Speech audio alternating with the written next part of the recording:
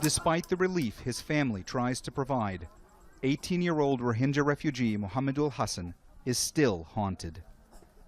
For a while, his mother and siblings try to give him a brief respite from the extreme heat and humidity. But no matter how much medicine is given or the number of bandages applied, his scars, both physical and psychological, will remain.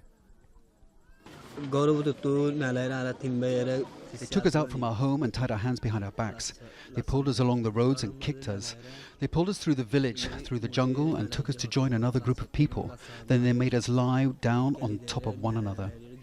Mohamedul says when soldiers from Myanmar's army began shooting at them, he was hit twice in the back. At first, he pretended to be dead.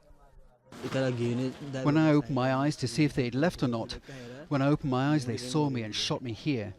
2 of his brothers were killed in the army's attack on Mongno village in Rakhine State on August 27th. Mohamedul was convinced he also would not survive. I thought I would die, so I prayed. I thought to myself, I'm not going to see my relatives anymore.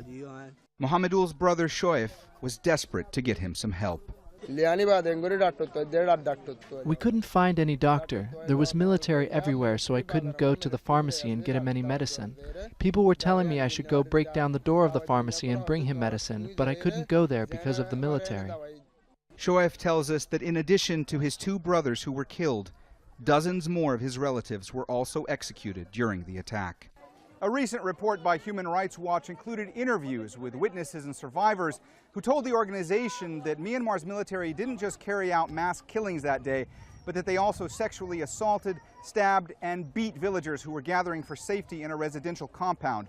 And while the UN has called the actions of Myanmar's military a textbook example of ethnic cleansing, Myanmar's government has categorically denied carrying out any atrocities against the Rohingya.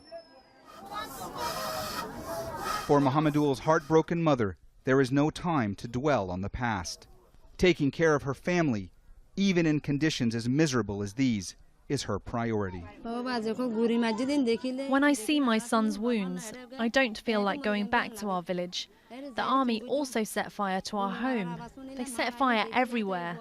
We saw that and we had no choice but to leave. They may have been able to leave the violence behind, but for Mohamedul, it's clear the horror of what he lived through will never really go away. Mohammed Jamjoom, Al Jazeera, at the Tankali refugee camp in Cox's Bazar, Bangladesh. Allahu Rahim, Allahu yuhibbul muhsinin, wa khaliquna, wa raziquna, wa huwa ala kulli shay'in qadir. Allah is Ghafur, Allah is Rahim.